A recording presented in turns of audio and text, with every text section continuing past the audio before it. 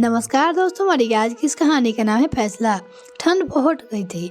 अब सुनैना जी अधूर अधिक होने के कारण खुद का काम भी नहीं कर पा रहे थे। वैसे भी सुनैना जी दिन भर घर में लगे बर्तनों का आवार घसती रहती। फिर भी बहू रमा उन्हें हर बात पे जलील किया करती। उमा दिन भर अपने दोनों बच्चों में व्यस्त रहती। उमा को तरह तरह के व्यंजन बनाने का बड़ा शौक था। यूट्यूब और वीडियो देख देख कर उमा तरह तरह के पकवान बनाती, जो सिर्फ पति और बच्चे के ही सीमित थे। कभी सुनैना को भी चखने का आग्रह ना करती। बेचारी सुनैना जी के हिस्से में तो सिर्फ बर्तन आते। उमा पकवान बनाने में पूरी रसोई गंदी कर देती और बहुत सारे बर्तन सिंक में जमा कर देती, जिसे सुनैना जी काम वाली बाई की तरह साफ कर देती। मगर अब ठंड में सुनैना जी से भी ज्यादा काम नहीं हो पा रहा था। आज रात इतने सारे बर्तन कर सुनैना जी कांप उठी, क्योंकि असहनीय ठंड पड़ रही थी। सुनैना सुबह से ही उठकर अपनी बाई बनाई और मन में मुदमुदाई, अब कैसे अपने कपड़े धोऊंगी और कैसे बर्तन करूंगी। थोड़ी देर बाद उन्होंने देखा कि बहू उमा सभी के कपड़े वॉशिंग मशीन से निकाल रही थी। उसने सभी कपड़े मशीन में धो डाले थे। सुनैना जी यह देखकर बोली, बहू तुम सभी कपड़े को मशीन में धो रही हो तो मेरे कपड़े भी मशीन में धो देती। मशीन में कपड़े अच्छे से धो जाते हैं और ठंड भी असहनीय हो गई है। ठंड में मेरे हाथ भी सूज जाते हैं।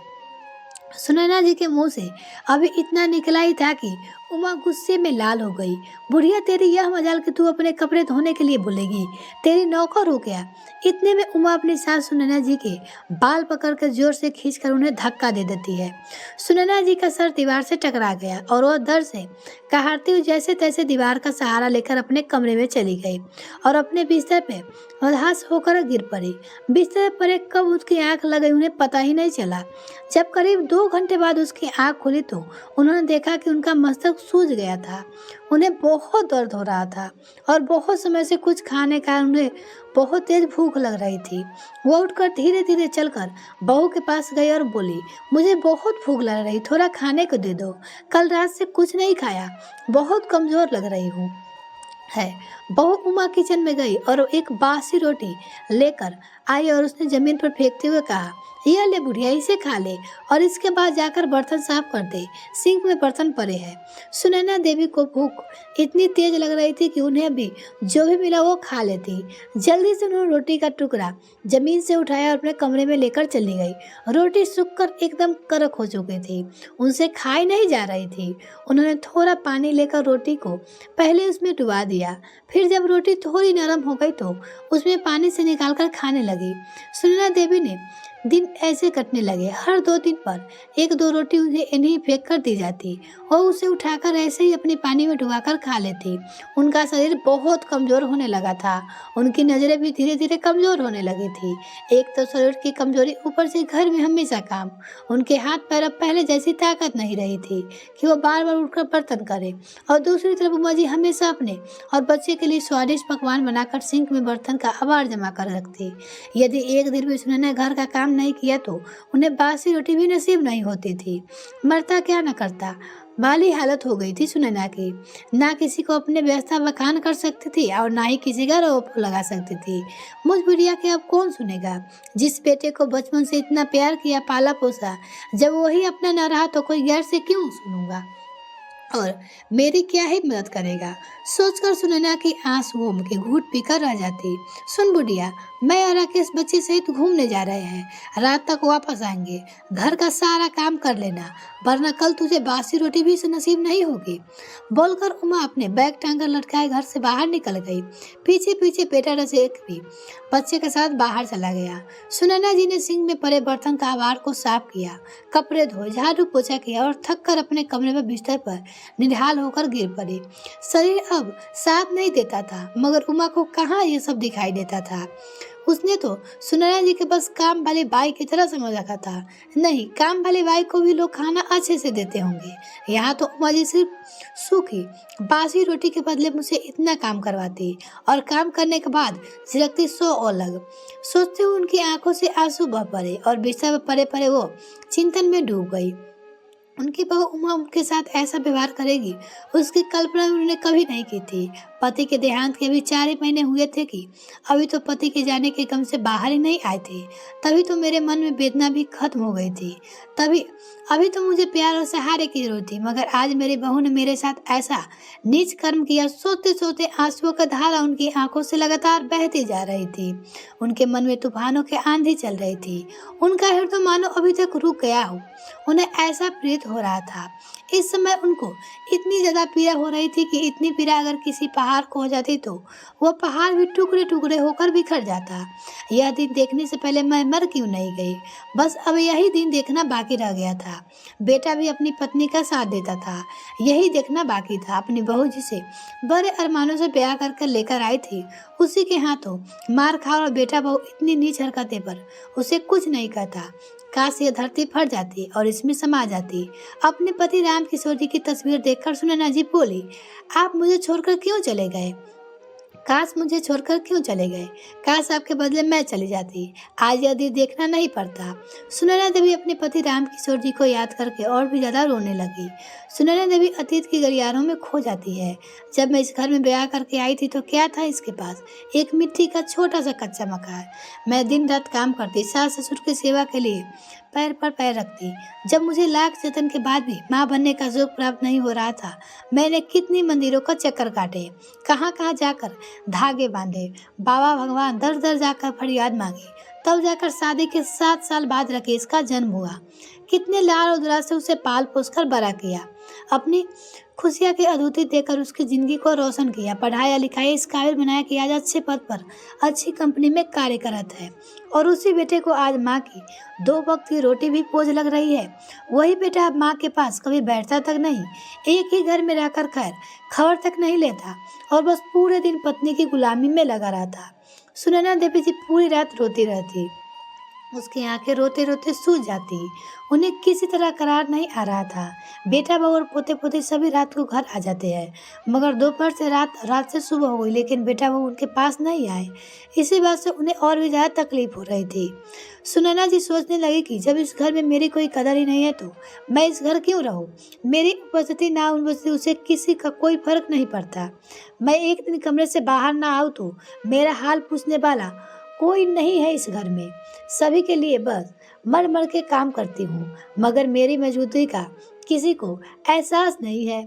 सुनैना जी ने अपने आंखों के आंसू पोंछ खड़ी हुई।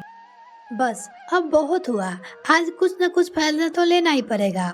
बहुत कर ली बेटे बहू को अपनी मनमानी, सब कुछ सहन कर रही हूँ। इसका मतलब यह नहीं कि मैं कुछ भी नहीं कर सकती।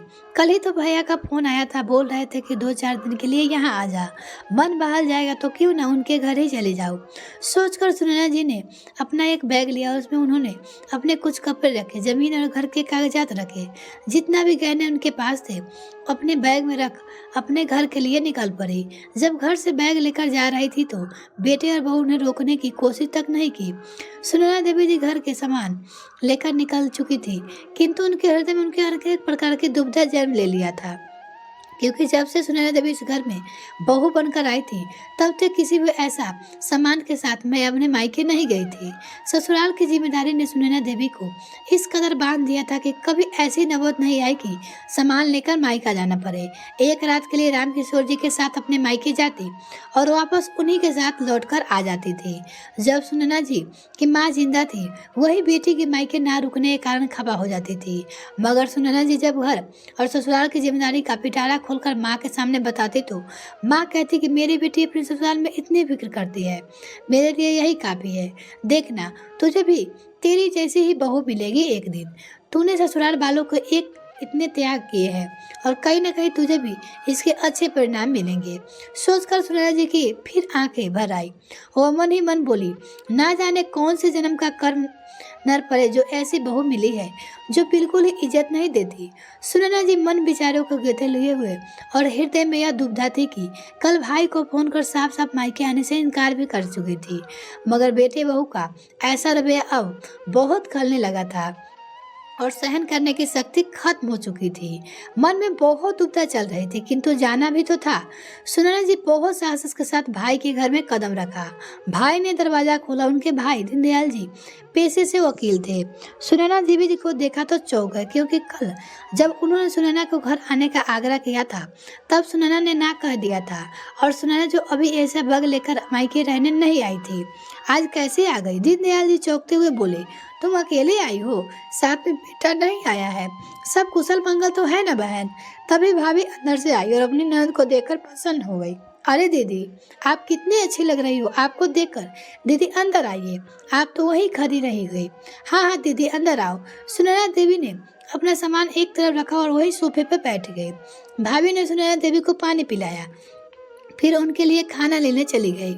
सुनैना देवी के चेहरे पर परेशानी का साया था, जो कि साफ साफ दिखाई पड़ रहा था। भाई ने पूछा, सुनैना क्या बात है? मैंने तुम्हें कभी ऐसे आते हुए नहीं देखा, और ना ही कभी तुम इतने सामान लेकर साथ आई हो। सब कुशल मंगल है तो ना? कोई बात तो नहीं है ना? सुनैना देवी जी भाई के दीनदयाल के विचार पूर्वक प्रश्न किया। नहीं नहीं भाई, ऐसी कोई बात नहीं है। तुम तो जानते हो, रामकिशोर जी के जाने के बाद मैं किसी तरह से संभाली हूँ। उनके रहते किसी भी दिन घर में मायूसी नहीं आई। जब देखो कुछ न कुछ करते रहते थे, मन लगा रहता था। किंतु अब तो जैसे तैसे में मातम में पसरे रहने लगा है। किसी काम में मन नहीं लगता। काम तो सारे जाते, किंतु वह बात नहीं है। रामकिशोर जी के रहते थे, इसलिए कुछ दिन यहाँ रहने आई हूँ। सुनैना देवी जी दुखी मन से उत्तर दिया। हाँ बहन, अच्छा किया, तुम्हारा ही घर है, जितने दिन रहना है रहो। दीनदयाल जी बोले। तभी भाभी खाना लेकर आ जाती है। सुनैना देवी जी भोजन करती है, फिर अपना सामान उठाकर कमरे में चली जाती है। सामान रखकर बिस्तर पर बैठ जाती है। कुछ देर ख्यालों में डूबी रहती है, फिर बिस्तर पर लेट गई। सुनैना देवी अपनी बहू का व्यवहार बार बार सामने आता रहता और उस दृश्य को भूलना चाहती थी, किंतु रह रह कर याद तो आ ही जाता। वह दृश्य सुनैना देवी के हृदय पर सैकड़े बार कर डालते। उस दृश्य ने कैसे वह फिर से उस घर में आएगी जहाँ उसकी कोई इज्जत ही नहीं है। वो किसी से कुछ नहीं कहती, बस अंदर ही अंदर घुट रह जाती। आंखों में आंसू भी बहने लगते तो साफ कर लेती। रात की नींद भी उड़ गई थी। जल्दी आंखों में बंद करती, फिर खोल लेती। फिर कहीं जाकर आधी रात को जाकर नींद आई। अगली सुबह उठकर नाश्ता करके सुनैना जी ने सोचा, आज शायद बेटा बहू पोता पोती कोई तो आएगा मुझे लेने। वो प्रतीक्षा में थी, कोई आएगा तो चले जाऊंगी। आखिर भाई के घर भी बोझ नहीं बन सकती। भाभी क्या सोचेगी?